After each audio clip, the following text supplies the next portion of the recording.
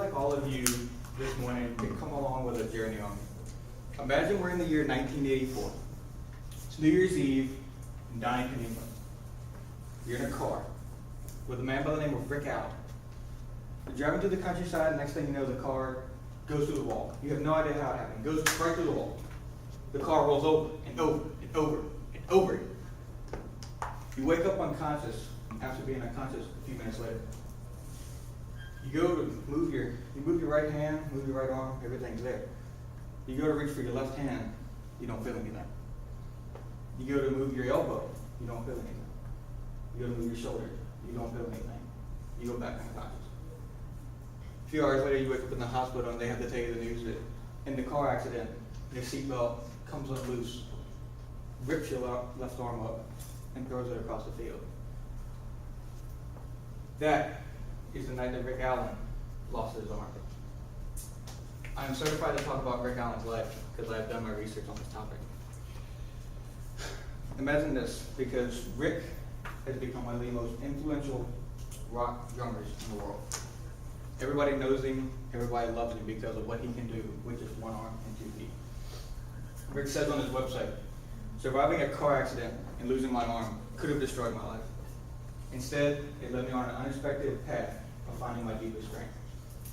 Rick then had to continuously work and work and work to try to learn how to play drums again. And it was one of the most challenging things he can. Rick goes on to say on his website about music, he says, "I can't imagine who I would be today without music. Music is a journey, an expression, a way to connect. It's a gift that touches every single human being." Rick has since always played on electric drum kits.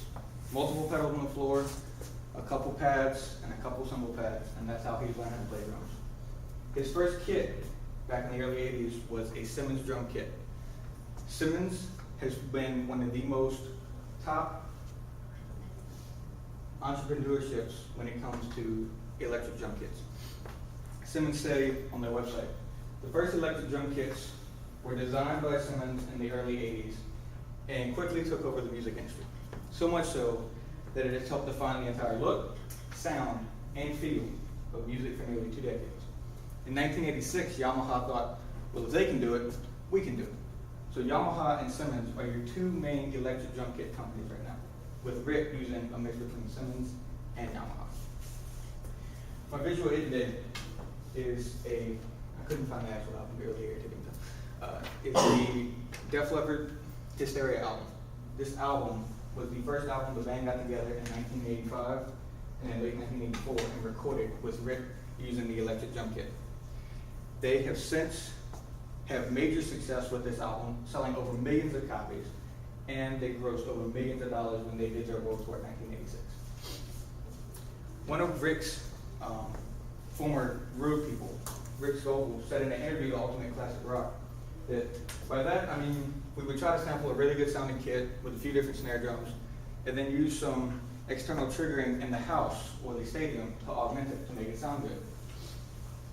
With the help of electric kits, Rick learned how to use both his feet, his one arm, and all the God-given talent that he had without his left arm to learn how to play drums so he could continue to make music with this group.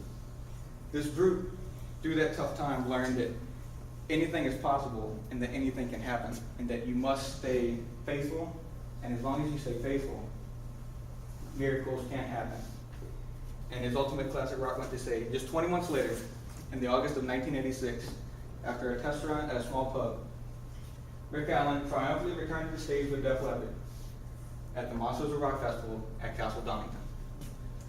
Donington, as you remember from the beginning of the story, is where Rick lost his arm.